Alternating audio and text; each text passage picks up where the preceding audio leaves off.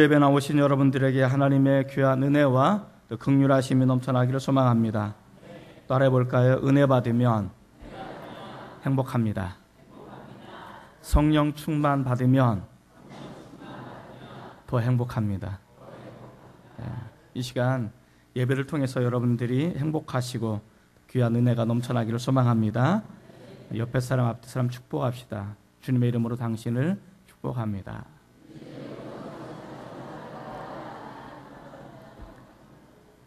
자, 한번 따라 볼까요? 예수와 만난 사람들. 밤에 찾아온 그 사람에 대해서 이 시간 우리가 살펴보기를 원합니다. 예수님은 누구신가에 대한 물음표에 대해서 요한복음 7가지의 표적을 통해서 예수는 이런 분이십니다라고 우리에게 가르쳤습니다. 우리는 요한복음 7가지 표적을 통해서 예수님은 나에게 어떤 분이신가, 나는 예수님을 왜 믿어야만 하는가, 그리고 우리는 예수를 믿음으로써 어떤 모습을 가지게 되어지는가에 대해서 소개를 받았습니다. 우리는 예수님을 통해서 천국의 온전한 기쁨을 경험할 수 있다는 것입니다. 삶과 죽음의 경계선상에 살아가고 있는 우리가 예수를 통해서 삶으로 생명으로 바뀌어질 수 있는 은혜가 임하게 되도록 하는 것입니다. 예수를 통해서 우리는 마음의 장벽에서 벗어나 온전한 자유를 누릴 수 있게 되는 것입니다. 우리는 우리 삶의 목적지를 향해 달려갈 때 우리는 캄캄하고 때로는 풍랑이 일어나는 우리 인생의 바다 가운데 예수님을 통해서 우리는 온전한 목적지까지 이룰 수 있고 우리는 천국에 다다를 수 있다는 것을 배웠습니다. 때로는 우리는 예수님을 통해서 죽음과 같은 절망의 무덤가에 묻혀있는 우리들을 통해서 우리에게 찾아오셔서 우리를 자유케 하시고 그 죽음과 절망의 동굴 무덤에서 우리를 건져내시는 분이 예수님이시다라는 것을 우리는 배웠습니다. 자, 그런데 예수님은 그러한 분이시고 예수는 나에게 절대로 필요하신 분이십니다. 우리가 이것을 알고 있습니다. 이것을 안다라고 해서 내가 곧 그렇게 되어지는 것은 아니라는 것입니다. 정말 중요한 것은 예수님이 나에게 절대로 필요하신 분이십니다. 예수님은 이런 분이십니다 라는 것을 우리가 알았다면 중요한 것은 내가 그 예수님을 만나야 된다는 사실입니다. 그 예수님을 만나지 않고서는 내가 아는 것으로만 내가 평강을 누리고 아는 것으로만 영원한 구원의 기쁨을 누릴 수 있지는 않다라는 것입니다. 중요한 것은 내가 알고 있는 그 예수님을 내 삶의 자리에서, 내가 신앙의 믿음의 자리에서 그분을 만나고 그분과 함께 우리가 뭔가가 일어나야 된다는 것을 우리에게 이야기해 주고 있습니다. 그래서 요한복음은 예수님을 소개한 이 예수님을 어떻게 만날 것인가, 만나는 사람들에 대해서 우리에게 소개하고 있는데 첫 번째 사람 니고데모에 대해서 이야기해 주고 있습니다. 밤에 찾아온 그 사람 니고데모, 그는 어떻게 예수님을 만나게 되는가, 예수님을 만남을 통해서 우리에게 이야기해 주고 싶은 것이 무엇인가, 우리가 지난주 살펴봤습니다마는 니고데모를 우리는 여러 가지로 설명할 수 있습니다. 첫 번째, 종교적으로 그는 바리새인이었습니다. 존경의 대상이었습니다. 그는 누구보다도 성경을 많이 알고 있는 사람이었습니다. 성경을 해석하고 성경을 가르치고 하나님의 말씀을 보존하는 그런 사람이었습니다. 아울러 그는 유대인의 지도자였습니다. 나름대로 권력을 가지고 있는 정점에 놓여져 있는 사람, 그것을 유지하기 위해서 그는 막대한 재산가였다는 것을 우리에게 이야기해 주고 있습니다. 겉으로 보여지는 니고데모는 사람들로부터 존경의 대상이었고 부러움의 대상이었습니다. 누구 하나 다 그 중에 하나만 가져도 나는 행복할 것 같다라는 그런 모습을 가지고 있는 니고데모, 어떻게 보면 그는 완벽에 가까운 그런 사람이었는지도 모르겠습니다. 그런데 그는 예수가 필요했던 사람이었습니다. 그럼에도 불구하고 완벽에 가까운, 남들이 보기에는 부러움의 대상, 존경의 대상, 흠모의 대상이었을지 모르지만 그 당사자인 니고데모는 예수가 전적으로 필요한 그런 사람이었다라는 것을 우리에게 이야기해 주고 있습니다. 이 니고데모를 통해서 우리는 거듭나야만이 진정한 기쁨을 누리고 구원의 감격을 누릴 수 있다는 것을 이야기해 주고 있습니다. 그래서 우리는 지난주에 누가 그러면 거듭나는 사람이 될 수 있을까? 거듭남의 신비를 경험할 수 있을까? 첫째로 자신의 영적인 현주소를 아는 사람이 사실은 거듭남의 신비를 경험할 수 있는 첫 번째 발걸음이었다는 것을 우리가 배웠죠. 자, 이 니고데모를 한마디 한 단어로 규정한다면 밤이라는 단어. 밤에 찾아온, 밤중에 예수를 만나러 온 사람. 이 밤이라는 것은 어둠을 말합니다. 캄캄함을 말합니다. 영적인 분별력을 상실한 그런 상태를 의미하는 것입니다. 이 밤이라는 것은 니고데모의 영적인 자화상을 그대로 보여주는 그런 모습이었다. 겉으로는 화려하고 겉으로는 아름답고 겉으로는 흠모할 만한 그런 부러움의 대상이었지만 그의 내면에는 무너지고 또 무너진 그런 상태. 그래서 그는 내면과 바깥의 삶이 너무나 괴리가 큰 이중적인 위선적인 삶을 살 수밖에 없는 그런 사람이었다라는 것을 이야기해 주고 있습니다. 누구보다도 하나님의 나라에 가까이 있었던 사람, 누구보다도 하나님에 대해서 많이 알고 있었던 그 사람, 누구보다도 하나님의 나라에 들어갈 때 1순위였던 이 사람이 예수를 만나기 전까지 그는 여전히 갈급한 영적인 목마름을 가지고 있는 그런 사람이었다는 것입니다. 겉으로는 축복을 받은 것처럼, 겉으로는 은혜를 받은 것처럼, 겉으로는 하나님의 모든 것을 받은 것처럼 보여지지만 그 내면에는 무너지고 하염없이 무너진 영적인 갈급함을 가질 수밖에 없었던 이 사람. 이제는 더 이상 그러한 갈등을 경험하고 그 갈등을 우리가 이겨나갈 수 없어서 그는 밤에라도 예수를 만나야 되겠다라고 예수를 찾아온 그 사람. 이것이 거듭남의 첫걸음이었다라는 것을 우리에게 이야기해 주고 있습니다. 그리고 위로부터 나야만이 우리는 거듭날 수 있다라고 지난주에 배웠습니다. 위로부터 난다라는 것은 결국 하나님의 은혜를 통해서만 우리는 거듭날 수 있다는 것입니다. 하나님의 역사, 성령의 역사가 아니고서는 우리는 도무지 거듭날 수 있는 사람이 될 수 없다는 것을 이야기해 주고 있습니다. 내가 아무리 노력하고 내가 아무리 믿으려고 하고 내가 아무리 발버둥 친다고 해서 거듭나질 수는 없다는 것입니다. 내가 믿습니다. 내가 믿어요. 내가 믿는다니까요. 라고 아무리 수백 번 외친다고 할지라도 내 안에서 믿어지지 않으면 그것은 아무런 의미가 없다는 것입니다. 은혜는 믿어지게 하는 것입니다. 은혜는 믿어지게 하는 역사가 나타나는 것입니다. 그것이 성령의 역사라는 것입니다. 에베소서 2장 8절 9절 우리가 너무나 잘 아는 말씀이지 않습니까? 너희가 그 은혜를 인하여 믿음으로 말미암아 구원을 받았나니 이것은 너희에게 나는 것이 아니라 하나님의 선물이라고 이야기해 주고 있습니다. 너희가 그 은혜를 인하여 믿음으로 말미암아 구원받았다, 거듭났다는 것입니다. 자, 은혜가 먼저예요? 믿음이 먼저예요? 어떤 게 먼저예요? 어떤 게 먼저일까요? 믿음이 먼저입니까? 은혜가 먼저입니까? 은혜가 먼저입니다. 성령께서 역사하지 않으시면, 내가 은혜를 받지 않으면 믿음이 생겨날 수가 없는 것입니다. 자, 그러면 성령께서 역사하시는 그 결과가 뭐냐? 성령께서 역사하시는 그 결과는 단순합니다. 여러분이 이 자리에 앉아 있는 거, 이것이 성령의 역사인 줄 믿습니다. 어떤 분들은 내가 나오고 싶어서 나온 거지, 내가 감동받아서 나온 줄 아세요? 이렇게 말할 수 있는 것이에요. 그래도 성령의 역사로 저는 믿습니다. 어떤 사람들은 내가 정말 안 나가고 싶어요. 그런데 엄마 때문에, 아빠 때문에 내가 꼭 껴가지고 어쩔 수 없이 나왔어요. 그것도 성령의 은혜 줄 믿습니다. 제가 30대 초반에 첫 번째 주례를 했어요. 첫 번째 주례를 했는데 이 주례를 했는데 이 자매가 예수를 안 믿는 자매예요. 교회를 한 번도 다녀보지 않은 그런 자매예요. 근데 이제 믿는 집안으로 이제 시집을 왔어요. 그래서 이제 어쩔 수 없이 이제 코 껴가지고 이제 예배를 와요.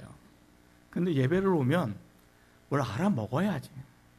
뭐 일어났다 앉았다 몇 번 하더니 뭐라고 하더니 이제 설교를 이어지는 설교를 하는데 도무지 무슨 말 하는지 이해가 안 되는가 봐요. 그래서 이제 나중에는 겸손하게 앉아 있다가 나중에는 퍼질러서 자는 거예요. 아, 물론 이제 그 자매가 약간 통통합니다만은 이게 퍼질러 이렇게 자는데 옆에서 보는 권사님도 속 터지지만 정면에서 내려다보는 저는 얼마나 속 터진 줄 아십니까? 뭐 알아야죠. 그래도 그게 은혜인 거예요. 그래서 제가 신방을 가서 그 자매한테 얘기합니다. 아무것도 몰라도 당신이 예수 믿는 시어머니를 만난 거, 예수 믿는 신랑을 만난 것이 이게 축복이 은혜라고. 나중에 하나님의 나라에 들어갔을 때 내가 예수를 몰랐는데 난 그때 정말 시집가 가지고 교회를 다니고 싶지 않았는데 손톱만큼도 교회 다니고 싶지 않았는데 내가 이 시어머니 때문에 어쩔 수 없이 나가기 시작했는데 그걸 구원으로 이끄신 하나님의 손길이라는 걸 나중에 깨닫게 될 거예요. 자, 이제 이 자매가 모르니까. 근데 참 놀라운 것은 믿음은 들으면서 나는 거예요. 계속 몇 년 동안 듣다 보니까 자세가 달라지기 시작하는 거예요. 이렇게 했던 자매가 이제 이렇게, 그리고 항상 감겨있던 자매가 이제 눈이 살짝 뜨여지기 시작하는 거예요. 뭐가 이제 들리기 시작하나 봐요. 저는 이게 믿음의 역사라고 생각합니다. 그게 하나님의 은혜인 거예요. 다른 게 아닌 거예요. 비록 이 자리에 나와가지고 내가 힘들고 어려웠고, 어떤 분 전도에서 왔는데 몇 번 다니다가 목사님 못 다니겠어요. 왜요? 취미가 안 맞아서 못 다니겠어요. 사실은 저도 취미가 안 맞아요. 안 맞는데 다니다 보니까 주님의 은혜가 커요. 주님의 은혜를 내가 경험해 보니까 이곳이 진리가 있고 참된 생명이 있어서 나오는 거예요. 이게 은혜인 거예요. 이 은혜는 나로부터 생겨나는 것이 아니라 하나님께서 위로부터 내려오야만이 이것이 가능한 거예요. 그래서 거듭남의 신비는 하나님으로부터 받는 은혜로부터 출발되어진다는 것을 우리가 지난주 살펴봤어요. 벌써 많이 지나갔는데, 자, 이제 오늘 우리가 살펴볼 말씀은, 지난주까지는 우리가 노력하는 것이 하나도 없었어요. 우리가 노력해서 얻을 수 있는 것이 없었어요. 오직 전적인 하나님의 은혜만 가능한 거였어요. 그런데 오늘 우리 거듭남의 신비를 또 경험하고자 할 때 내가 해야 될 몫이 있어요. 우리가 해야 될 몫이 있어요. 그게 뭐냐? 마지막 세 번째로 하늘에서 내려온 자를 영접하는 것이 바로 그것입니다. 따라해 볼까요? 하늘에서 내려온 자를 영접하는 사람입니다. 누가 이런 사람이라는 거예요? 거듭남의 신비를 경험하는 사람. 하늘에서 내려온 자를 영접하고 하늘에서 내려온 그 사람을 믿는 사람이 진정으로 거듭남의 신비를 경험하고 하나님의 나라에 들어갈 수 있다라고 이야기해 주고 있습니다. 예수님께서는 거듭남의 신비 이렇게 설명하고 있습니다. 3장 13절에서 15절입니다. 자, 13절에서 15절 같이 있습니다. 자, 시작. 하늘에서 내려온 자, 곧 인자 외에는 하늘에 올라간 자가 없느니라. 모세가 광야에서 뱀을 든 것 같이 인자도 들려야 하리니 이는 그를 믿는 자마다 영생을 얻게 하려 하심이니라.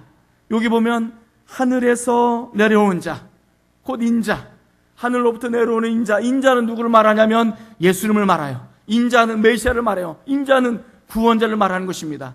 이 구원자가 어디에서 내려와야 되느냐? 하늘에서 내려와야 되는 것입니다. 이 하늘이라는 것은 무엇이냐? 스카이, 이 하늘이 아닙니다. 이 하늘은 헤븐, 하나님이 계신 곳, 영원한 천국, 우리가 궁극적으로 들어가서 누려야 될 그 땅, 그곳, 그것이 바로 하늘이라는 것입니다.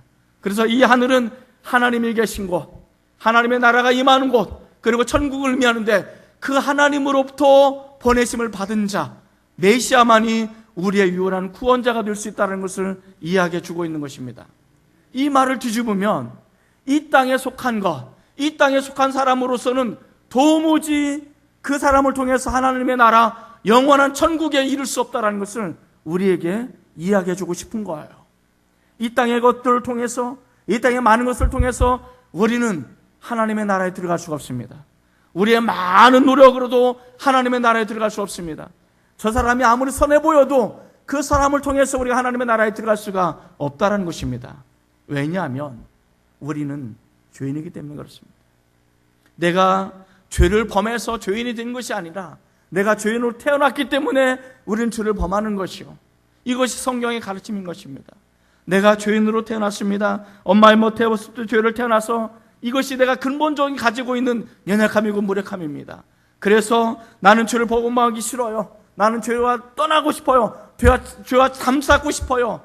그런데 나는 죄를 안 짓고 싶은데 죄를 안 짓을 수가 없는 거예요.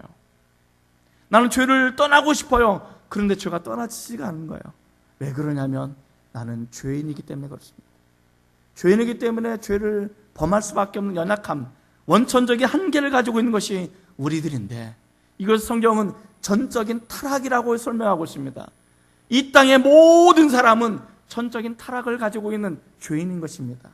그렇기 때문에 이 땅에 속한 사람으로서는 우리가 하나님의 나라에 들어갈 수가 없는 거예요. 그래서 하나님으로부터 보내심을 받은 자, 하늘로부터 임하는 그 사람, 그 메시아가 우리의 구원자가 될 수 있는 것입니다. 동일선상에서 예수님께서는 요한복음을 통해서 이렇게 말씀하십니다. 우리가 너무나 잘 아는 말씀이십니다. 요한복음 14장 6절을 보면 이렇게 말합니다. 예수께서 내가 곧 길이요 진리요 생명이니 누구든지 나로 말미암지 않고는 하나님께로 아버지께로 갈 자가 없다라고 이야기합니다. 하나님으로부터 보내심을 받은 자, 오직 하늘로부터 임한 그 사람을 통해서만이 우리는 유일한 길이 되시고 유일한 진리가 되시고 유일한 생명 되신 예수님을 통해서만이 오직 하나님의 나라에 들어갈 수 있다라고 성경은 이야기해 주고 있는 거예요. 그래서 하늘로부터 임하는 자가 있는 거예요. 하늘로부터 임하는 이 구원자, 하늘로부터 내려오는 이 메시아, 이 예수님을 내가 영접하고 내가 믿어야만이 우리는 진정한 거듭남을 경험할 수 있다라고 성경은 이야기해 주고 있는 것입니다. 3장 14절에 보면 이렇게 이야기합니다. 한번 더 읽어봅시다. 14절입니다. 자, 시작. 모세가 광야에서 뱀을 든 것 같이 인자도 들려야 하리니. 모세가 광야에서 뱀을 든 것 같이 인자도, 도가 중요한 거예요. 인자도 그렇게 들려야 되는데, 이 들린다라는 것은 바로 예수님께서 가장 높은 곳에, 가장 높은 십자가 위에 그렇게 들려야 된다는 것을 이야기해 주고 있습니다. 그렇게 들리는 것, 이 말씀은 구약성경 민수기 21장을 통해서 우리에게 이야기해 주고 있습니다. 하나님께서는 노예로 살아갈 수밖에 없는 이스라엘 백성들을 은혜로 구원받게 하셨습니다. 10가지 재앙을 통해서 마지막 10번째 재앙인 어린 양의 짐승의 피를 통해서 그들이 구원받았습니다. 홍해를 가르면서 영적인 세례를 받게 되었습니다. 그리고 그들이 광야 여정을 지났는데, 영원한 천국인 가나안을 바라보면서 광야 여정을 지났는데 그들이 옛 본성을 버리지 못하고 여전히 하나님 앞에 불평과 불만을 합니다. 배고파도 불평하고 목마라도 불평하고 좀만 힘들어도 불평하고 불만을 토해냅니다. 하나님께서 불순종하고 불평 불만하는 그 백성들을 향해서 그 백성에게 불뱀을 보내주신 거예요. 이 불뱀을 보내주자 이 불뱀에 몰린 사람마다 깊은 고통과 상처를 가지고 추구하기 시작합니다. 사람들이 시름시름 앓기 시작합니다. 부르짖기 시작합니다. 그래서 그들이 다시 모세에게 찾아와서 간구합니다. 우리를 위해서 기도해 주십시오. 우리를 위해서 하나님 앞에 간구하십시오. 우리가 잘못했습니다. 그러자 모세가 하나님 앞에 기도하기 시작합니다. 하나님, 이 백성은 비록 불평불만이 있고 불순종한 그런 악한 사람들이지만 그래도 하나님의 은혜로 구원받은 사람들 아닙니까? 이들을 구원해 주십시오. 그러자 하나님께서 그들에게 구원의 길을 열어주시는데 모세에게 한 가지 이야기합니다. 모세야, 장대 높이 놋뱀을 만들어서 매달아라. 그리고 장대 높이 달린 그 놋뱀을 바라보는 사람은 다 살 것이고 놋뱀을 바라보지 않는 사람은 다 죽을 것이다 라고 이야기해라 라고 이야기합니다. 자, 그러자 모세가 사람들에게 외치기 시작합니다.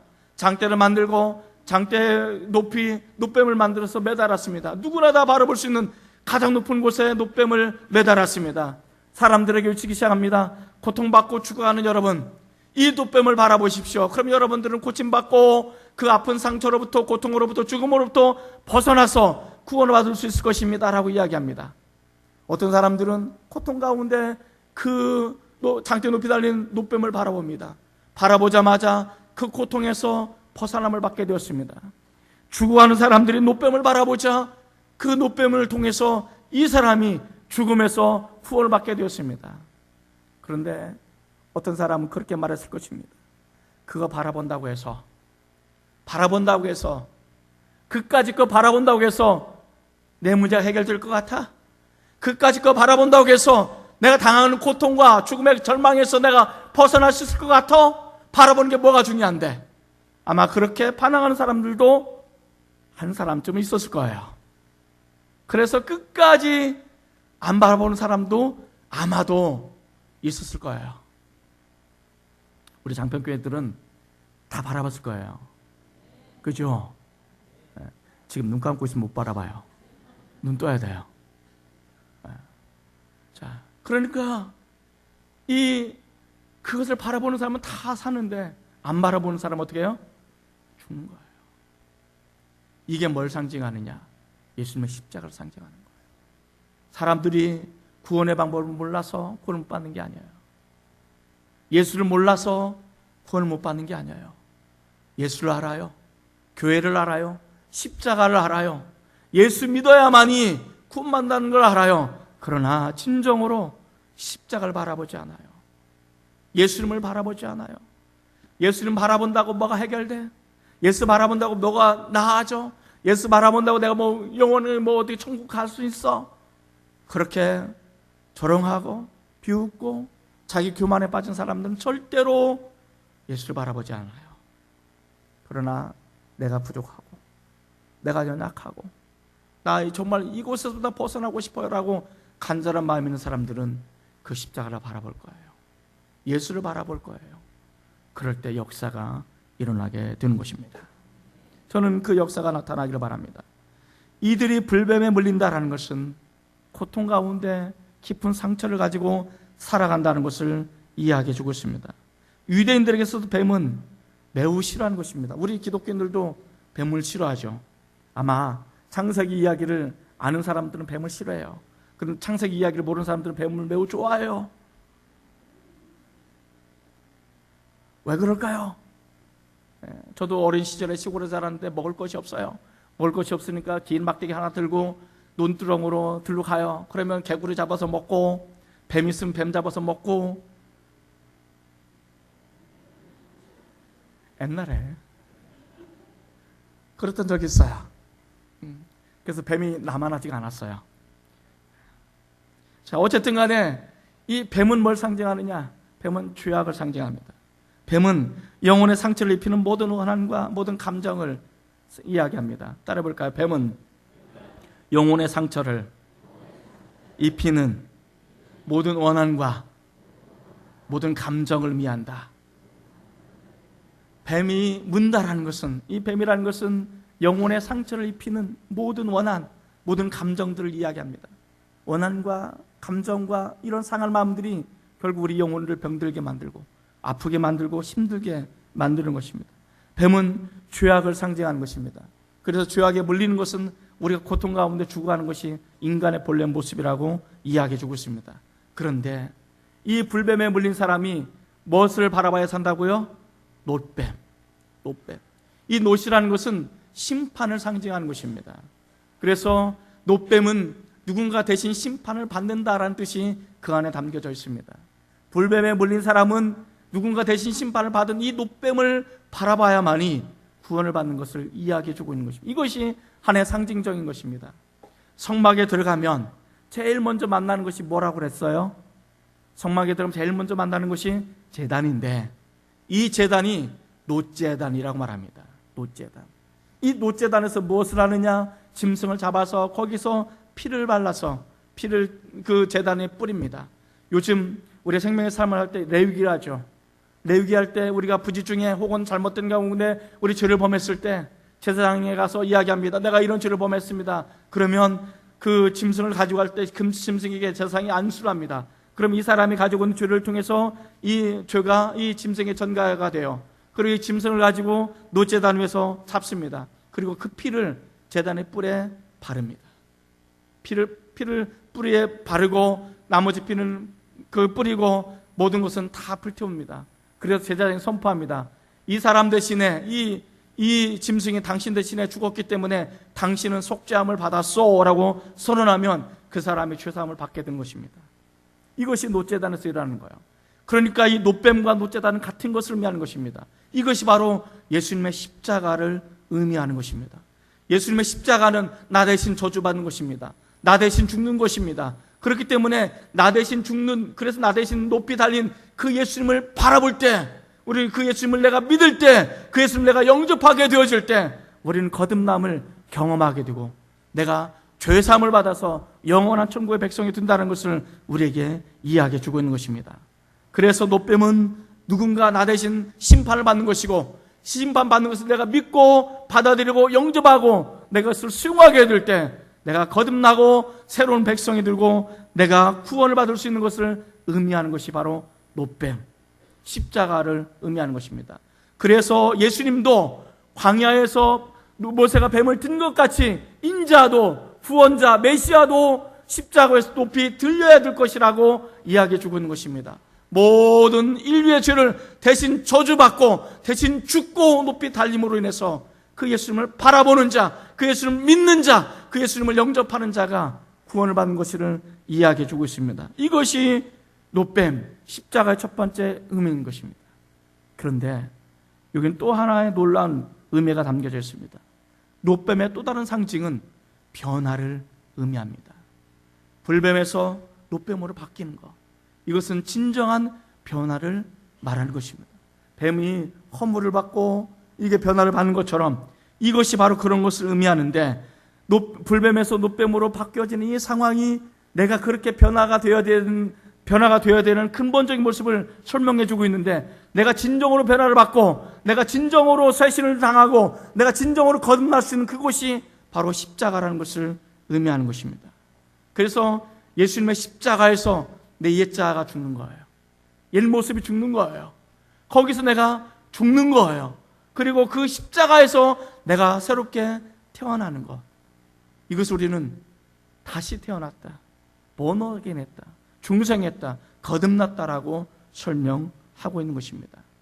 이 말을 가장 잘 이해한 사람이 누구냐면 사도 바울입니다. 사도 바울은 늘 가르치면서 이야기합니다. 우리는 십자가와 함께 내 모든 정과 욕심을 십자가에 못 박아 죽었다라고 이야기합니다. 난 예수와 함께 십자가에 죽었고 예수님과 다시 살아났다라고 이야기합니다. 갈라디아서 2장 20절도 보면 그렇게 이야기하잖아요. 내가 그리스도와 함께 십자가 못 박혀 죽었나니 이제는 내가 사는 것이 아니라 내 안에 그리스도를 위해서, 나를 위해서 십자가 못 박히신 하나님의 아들을 믿는 믿음 안에서 내가 사는 것이라고 이야기하는 것입니다. 내가 예수님과 함께 십자가에 못 박아 죽는 것, 그것이 바로 십자가는 것입니다. 여기서 우리는 죽는 거예요. 우리는 거기서 죽은 거예요. 겉모습이 죽는 것이 아니라 내 옛자아가, 내 욕심이, 내 죄악이, 내 옛자 모습이 거기서 죽는 거예요. 그리고 거기서 다시 하나님의 자녀로 태어나는 거예요. 이것이 거듭남이에요. 그래서 요한복음 1장 12절에 보면 그렇게 말하잖아요. 영접하는 자, 곧 그 이름을 믿는 자들에게는 하나님의 자녀가 된다라고 이야기합니다. 그래서 우리는 하나님의 자녀가 되는 거예요. 어디에서? 십자가에서. 이것이 노뱀이 높이 달린 것처럼 예수님께서 십자가 높이 달려야 되는 이유가 바로 여기 있는 것입니다.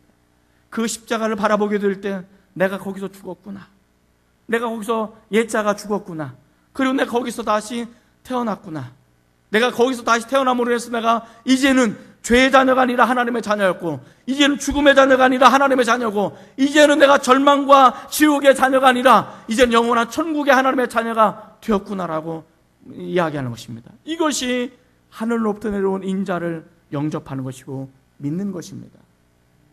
요한복음 3장 16절 17절에 보면 그 모습을 우리에게 더욱더 자세히 설명해 주고 있습니다. 16절 17절 한번 같이 읽어보겠습니다. 자, 시작. 하나님이 세상을 이처럼 사랑하사 독생자를 주셨으니 이는 그를 믿는 자마다 멸망하지 않고 영생을 얻게 하려 하심이라. 하나님이 그 아들을 세상에 보내신 것은 세상을 심판하려 하심이 아니요 그로 말미암아 세상이 구원을 받게 하려 하심이라. 아멘이십니까?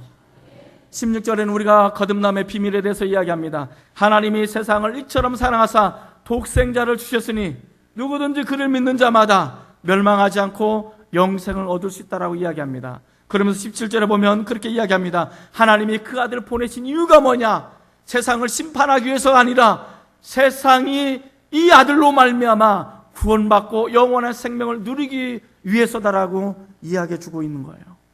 예수님께서 이 땅에 오셔서 십자가를 짊어지신 이유가 무엇입니까?